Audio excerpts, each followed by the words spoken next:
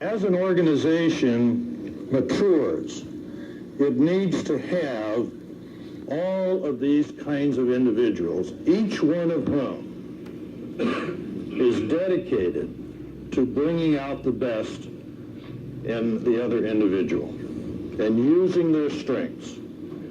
You can't change your personality, but you can change your behavior in significant ways so you can fit into a team. You shouldn't try to change your personality because your personality is a gift. And the greatest leaders that I have known in the corporate world and in the Christian world are the people who can reach into the hearts and minds and lives of other people and bring out the very best in them and build on their strengths. In closing today, I'd like to tell you a story about a person that I knew who I think was probably the best at this of anyone I've ever known. She was not an executive or a manager or a leader or an author or anybody you've ever heard of. She was an old-fashioned school teacher. How many of you ever had an old-fashioned school teacher, you know? I mean a real old-fashioned. I mean, this woman was old-fashioned. She came to school every day in a white blouse and a black skirt. Not blue, mind you, black. Black shoes that laced up. She was usually absent one day a semester, and we always assumed that was the day she got her skirt cleaned, you know?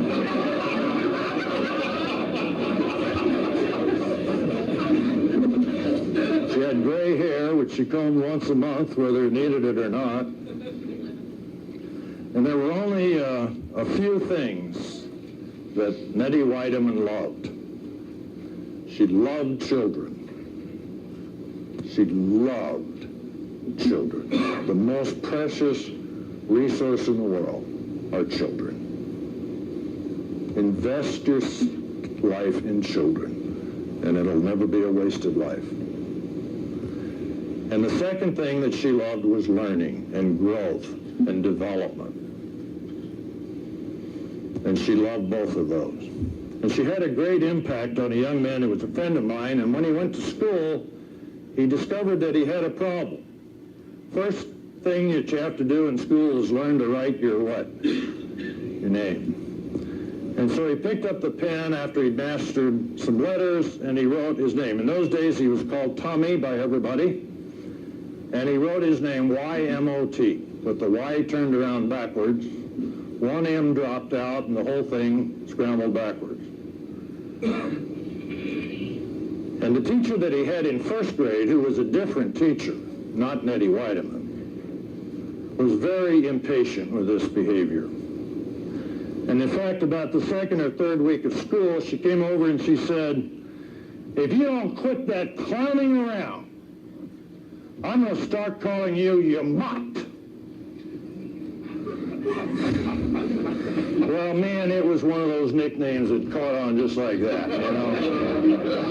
I mean, the kids couldn't wait to recess, get out there and start calling him Ymot. "Hey, Ymot, throw the ball over here, Ymot." And everybody started to call him Ymot. You know, relatives called him Ymot, teachers called him Ymot. New kids came to school, thought his name was Ymot. In addition to that, he had a pretty short attention span. He was very hyperactive. So you can imagine what his spelling papers looked like, what his math papers looked like. And he'd try for 2 or 3 minutes, give up in despair, crawl around the back of the room, raise Cain, get in trouble. And actually, for 3 years, he spent very little time in class. He spent most of his time on a chair out in the hall, which came to be known as Ymot's chair. In fact, other children, when they were punished, were told to go and sit on Ymot's chair. Like he was leasing it out to them for half an hour or so. And at the end of 3 years, the E.F. Swinney School had had enough of this. They sent the most interesting note home to Ymot's parents. said, please do not send Ymot back to this school in the fall. And would you believe the school even used the nickname?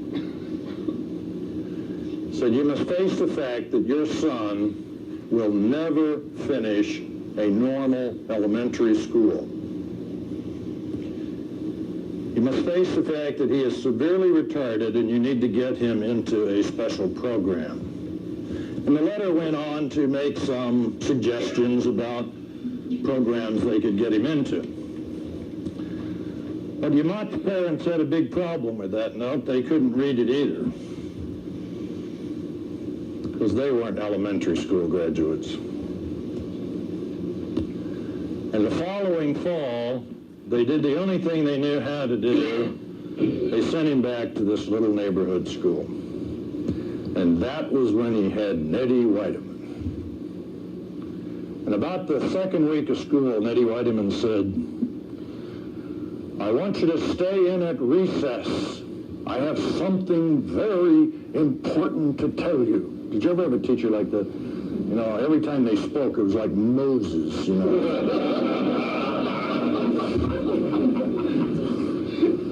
And after the rest of the kids had gone, she came back. She sat in a little chair next to Ymot's desk.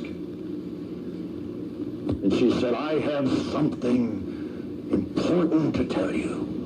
You have a wonderful mind. And he said, you want to run that by me one more time? Have you seen my record? And she said something he didn't appreciate until many years later. She said, no. She said, I never look at a student's previous record. It doesn't mean a thing. They haven't had me yet. Isn't that great? She said, here's what we'll do. We'll take half an hour at one of the 2 recesses per day, half an hour at lunch, and an hour after school. That's going to be 2 hours a day. And you and I will be buddies, and we're going to practice. And every day she would begin the session by saying, you have a good mind. You can do great things. You can accomplish significant things. And the deal was that if he could write his name 6 times out of 10, by the end of the semester, he'd get an A on every subject. Well, he failed in that objective. But as the second semester began, she said, I'll tell you what. She said, I noticed something about you. You don't live very far from me. She said, why don't you come over to my house on Saturday? Can you imagine a teacher that would do that for a student after spending 5 days with them? And there were Saturdays when it went well, and there were Saturdays when it went so badly that he'd pound his head on the kitchen and her table until it was red. But at the end of the second semester, guess what? He achieved his goal. He surpassed his goal. He could write his name 9 times out of 10. And not just the first name, but the last name. And many other words. And he got an A on every subject. And the following year, he came back to the 5th grade. And he walked in and he thought he must have made another dumb mistake.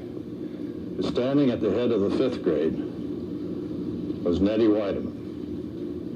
I'll tell you something interesting. She taught school in this little neighborhood place 40 years. 39 years she taught the 4th grade. 1 year only she taught the 5th grade. And I never knew why. But what I can tell you is that everything I've ever accomplished in my life, I owe on a human level to my 4th and 5th grade teacher, who is Nettie Whiteman. Because as I'm sure you have guessed by now, Ymot was not my friend, but me. Positive reinforcement is not a gimmick. It's the most dynamic thing that can happen between two people, where one says to the other, I have high expectations of you. I believe in you. I'm going to demand a lot. It's not going to be easy, but I'll be with you every step of the way to help you grow and help you develop. And that is leadership.